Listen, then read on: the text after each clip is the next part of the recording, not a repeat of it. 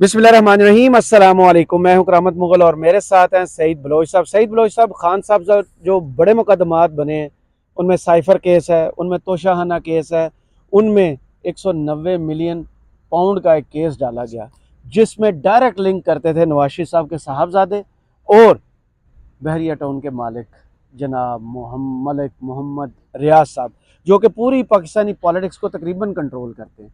Case दोबारा खुला हुआ है बहरिया टाउन का और उसमें जिक्र जो है इमरान खान का हो रहा है। ये केस कैसे कंक्लूड होगा और क्या इमरान खान को सुप्रीम कोर्ट से फिर एक मरतबा क्लीन चिट मिलेगी और वो फिर बकौल आपके सादिक और अमीन दोबारा बनेंगे? वैसे करामत मुगल साहब, आपने मेरा आइडिया चोरी कर लिया। चले, कोई बात नहीं। देखे आपने नहीं नहीं नहीं नहीं नहीं नहीं सर, हम चलेंगे इंशाल्लाह। आपने जो बात आपने जो नहीं नहीं आपने जो बात की है ना, वो बहुत अहम है। और देखें, मुझे यही लग रहा है कि यहाँ से वो जो एक टर्म निकाली थी ना, इस्तिलाह शुरू की थी पीटीआई ने, सादिक और अमीन वाली, बल्कि ये उससे पहले नून लीग ने असल में शुरू की थी। उन्होंने ही बयानिया जी जी नून लीग ने बयानिया पीटीआई को फीड किया, उनको मिल गया और उनको अच्छा लगा और उन्होंने उसको उठा के पूरे मुल्क में फैला दिया। तो बहरहाल मुझे लगता है कि ये उसका यहाँ पर ना 2.0 जो उसका वर्जन है ना, वो यहाँ पे होने लगा। देख लें, आपका आइडिया अब एक्सपोज हुआ है। जी जी, तो ये अब यहाँ से मुझे लग रहा है कि 2.0 होने वाला है, क्योंकि आज बोले ना 2.0 क्या होने वाला है। सर बता दिया ना कि इमरान खान का वो जो इमरान खान सादिक और अमीन 2.0। जी जी, ये जो हम पिछले भी काफी वीडियोस में ये बात कर चुके हैं कि नून लीग शायद गौर नहीं कर रही, लेकिन इमरान खान साहब के खिलाफ जितने भी बयानी अब तक बने हैं वो चंद महीने के लिए वो गुब्बारों में हवा भरी जाती है और चंद महीने वो नून लीग उसके पीछे लगी रहती है और फिर उसके बाद अचानक वो उसमें कोई सुई मार देता है और गुब्बारे फट जाते हैं और नून लीग जो है उसका तराह निकल जाता है। आप जो तोशा खाना वाला मामला था उसको देखें कि इमरान खान साहब की घड़ी लेके जिस तरीके से हंगाम मचाया गया, उधम मचाई गई। जी जी, 5 करोड़ की घड़ी को वो साबित करने के लिए, उसके इल्जाम तराशियां करने के लिए 10.5 अरब रुपया पाकिस्तानी अवाम का झोंक दिया गया। तो कहने का मकसद ये है कि उसमें भी ये सारा जोर तोशा खाने के ऊपर था। फिर लाहौर हाई कोर्ट में केस चला और वहां से जब फैसला आया कि आप जो है वो तोशा खाने का रिकॉर्ड है सन 2002 से लेके और ये 2000 मेरे ख्याल में 22 तक का जो रिकॉर्ड था, 90 से था वो आगे वाला था, वो 12 साल का मजीद करना था। से मांगा जी जी, तो वो सारा जब रिकॉर्ड पब्लिक हुआ तो पता चला कि नून लीग ने तो पाइनएप्पल के डब्बे नहीं छोड़े, वो टोकरियां नहीं छोड़ी, बेड शीटें भी लेके गए, घड़ियां भी लेके गए, सब कुछ लेके गए और जो कुछ जितना जी जी वो जितनी इनकी घड़ियां थी, जो इनकी नौकरानियों को मिली, जो साथ स्टाफ जाता था उनको भी जो मिली वो भी लेके गए और बेड शीट तक ले गए। जी जी, गाड़ियां कानूनन नहीं कोई ले सकता तोशाहाना से कुछ भी करके, लेकिन माशाल्लाह से उन्होंने वो रिकॉर्ड भी जी जी, तो वो देखे ना कि वो सारा कुछ मंसूर अली खान जी जी जी जी जी, वो फिर मरियम नवाज साहबा जो है वो भोली बन गई थी, उनको पता नहीं चला था। तो बन गई थी, उनको कहती है ना कि मुझे मालूम नहीं है, लेकिन वो मंसूर अली खान साहब ने उसको खोल खान ने माना था ना, जी जी, तो नहीं माना था, तो वो अवाम मान गई है ना। हाँ। वो अवाम देख के मान गई है। आप वो तसल्ली रखें, हमारी अवाम बड़ी सियानी हो गई है गुज़श्ता 3-4 साल में ना।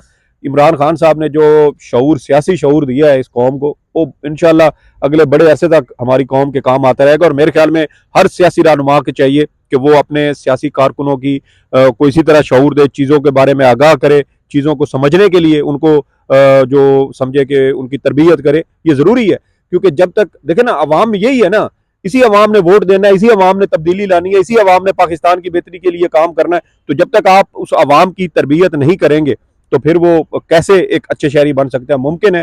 देखें, हर बंदा किसी ना किसी को आइडियलाइज करता है। तो आप देखते हैं कि जब एक सियासी रहनुमा का इतना इन्फ्लुएंस है उसके वर्कर्स के ऊपर, और वो अगर उनको कहे कि यार आइंदा के बाद आपने इशारा नहीं तोड़ना, तो कारकुन कहेगा यार मेरे लीडर ने कहा इशारा नहीं तोड़ना, तो मैंने इशारा नहीं तोड़ना, मैं रुकूंगा, मैं अपनी बारी पे जाऊंगा। हाँ, सिविक अवेयरनेस है। अगर वो कह दे कि यार आपने 2 नंबर तरीके से काम नहीं करवाना, आपने रिश्वत वाला काम नहीं करना, ईमानदारी के साथ उनको कहें कि आप काम करें, जो नहीं करेगा ये आपका फोरम है, आप इसके जरिए हमारे पास आए, हम आपकी वो दादरसी करेंगे। तो यही कर रहे थे ना। हाँ। हो गया ना आके वो जो पोर्टल वाला, वजीर आजम पोर्टल वाला काम किया था, वो इनकलाबी था। कितने लोगों को रिलीफ मिला उसमें। जी जी, डायरेक्ट एक्सेस होती थी। तो हम वो बात कर रहे थे उसके ऊपर। तो ये सारी चीजें सर जो है ना, वो हमारी अवाम इनको बड़े अच्छे तरीके से देख रही है। और आज जब सुप्रीम कोर्ट में बहरिया टाउन वाले केस की समाअत जारी थी, मामला कुछ और था।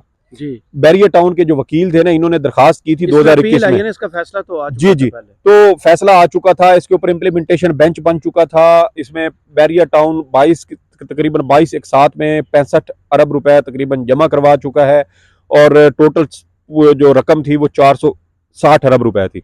और उसमें फिर बैरियर टाउन का ये मौक़िफ़ था, जब कोरोना के दौरान भी एक बार अपील बैरियर टाउन की जानिब से दायर की गई थी। उस वक्त अली जफर साहब बैरियर टाउन के वकील थे, हमने वो केस भी कवर किया था। उस वक्त बैरियर टाउन का ये मौक़िफ़ था कि चूंकि कोरोना आ गया, जो हमारी कारोबारी सरगर्मियाँ हैं वो बहुत ज़्यादा मुतासर हुई हैं, तो इसलिए हमें कुछ छूट दी जाए, कुछ टाइम हमें दिया जाए, कुछ 6 महीने साल की मोहलत दी जाए, ताकि हम उसके बाद दोबारा से एक साथ जमा करवा सकें।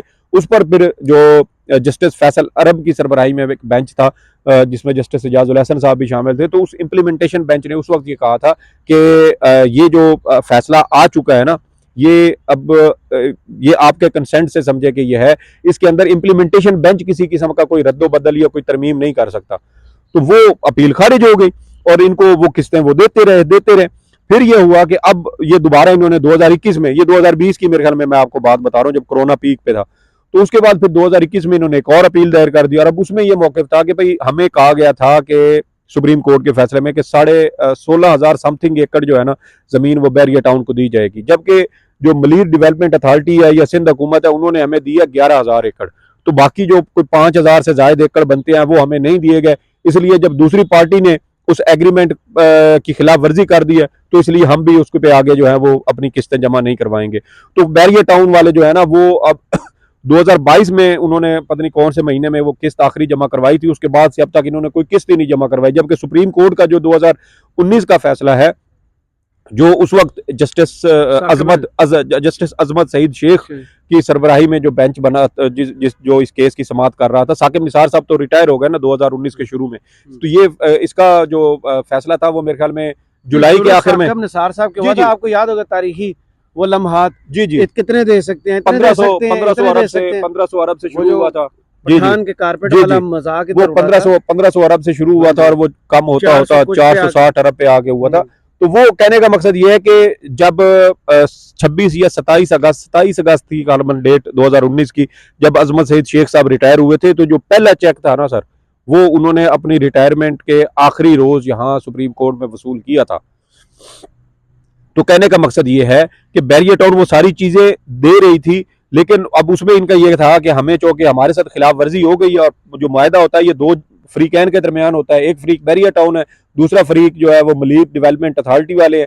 तो उन्होंने जब खिलाफ वर्जी कर दी, तो इसलिए हमने भी नहीं दिए। लेकिन सुप्रीम कोर्ट के फैसले में ये लिखा था कि आप जो है वो अगर एक भी किस्त डिफॉल्ट करेंगे, तो आप पीछे जितना भी पैसा दिया होगा आपने, वो सारी आपका जो है ना वो खत्म हो जाएगी, और आप फिर जीरो से शुरू होगे।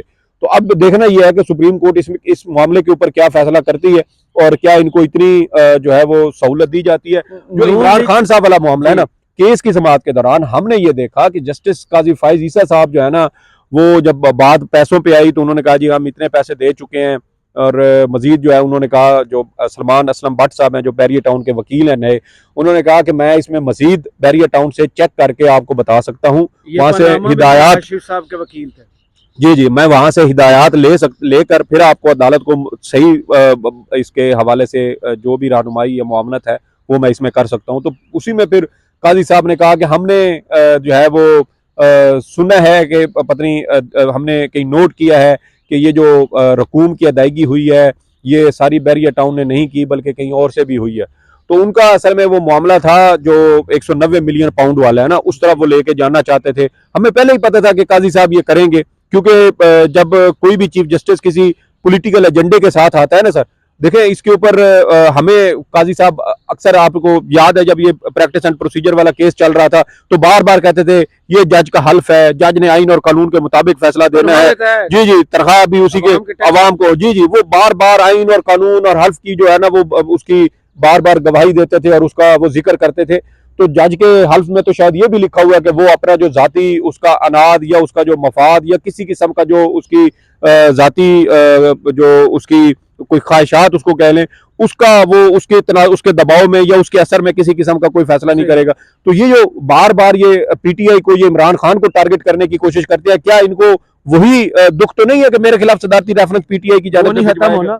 तो काजी साहब कैसे रिलीफ देंगे इमरान खान के इतने सख्त हालत? देखें, बात अब उन्होंने आज नोटिस किया है ना कि बताएं कि ये जो पैसा आया है 65 अरब रुपए, ये क्या सारा बैरियर टाउन ने दिया? उसमें फिर सलमान असलम भट्ट साहब ने कहा कि जो सारे पैसे हैं ना, इसमें कुछ बैरियर टाउन ने दिए हैं, कुछ जो दीगर हमारे गारंटर हैं, कुछ जो हमारे मार्केटिंग के हैं या जो स्पॉन्सर हैं, उस तरह मतलब मुख्तलिफ जो हमारे हैं, उनको कह लें कि कुलीग्स कह लें या उनके जो क्लाइंट्स हैं या बिजनेस पार्टनर हैं, उन सब ने जो है इसमें उनका भी वो हिस्सा है। तो अब वो तफसीलात अगले समात पर सलमान असलम भट्ट साहब बताएंगे। और दूसरी बात ये है कि वो जो 38 अरब रुपए का वो जिक्र होता है ना, 190 मिलियन पाउंड वाला, वो देखें कि उसमें हमारे जो इस्लामाबाद हाई कोर्ट और नैब कोर्ट कवर करने वाले हमारे जो दोस्त हैं, जिन्होंने जो नैब को भी देखते हैं बतौर इदारा, उसकी बीट कवर करते हैं, वो ये बताते हैं कि ये इस बारे में कि ये जो 190 मिलियन वाला मामला है, इसमें जो साबिक चेयरमैन नैब थे, नाम उनका जिनको नून लीग ने पिछले साल लगाया था, आफ्ताब सुल्तान साहब, वो ये कहते हैं, जी साबिक DGIB भी थे, नवाज शरीफ साहब के बहुत करीबी थे। वो कहते हैं कि उन्होंने इसी वजह से रिजाइन दिया था क्योंकि वो ये कहते थे कि इस केस के अंदर कुछ भी नहीं है, ये केस, ये रेफरेंस इमरान खान साहब के खिलाफ नहीं बन सकता। ये सीधा पहुंचेगा नवाज शरीफ के घर। जी, वो जो है ना वन हाइड पार्क, जी, ये सारा खुरा उधर जाता है। इसलिए नून देखे ना, अब ये हुकूमत में रहे ना, नवाज शरीफ का जो अली मलिक का मुआहदा पाकिस्तान की हुकूमत के साथ हुआ था, ये कम अज कम उस मुआहदे को पब्लिक कर देते थे। इतनी जरूरत इनके अंदर नहीं। सर यही बात है ना, जब स्पॉन्सर आपके मलिक रियाज साहब हो, आपकी कैंपेन में शुरू हो गया, यही कंक्लूड करना, वो आपको इश्तिहारात इदारों को, ये मीडिया हाउसेस को देते हो, तो फिर इसी तरह होता है। और दूसरी बात ये है कि वो जो पैसा आया है ना, हमारे जो साफी दोस्त इस मामले को नैब की हद तक या एहतसाब अदालत वाली साइड पे कवर करते रहे, वो ये कहते हैं कि ये पैसा, इस बात को भी अभी साबित ये नहीं हुआ कि ये मनी लॉन्ड्रिंग का पैसा है। सिर्फ NCA ने ये कहा था कि ये पैसा पाकिस्तान का है जो यहाँ पर है, तो अब इसका जो है वो क्या करना है। तो एक मुआहदा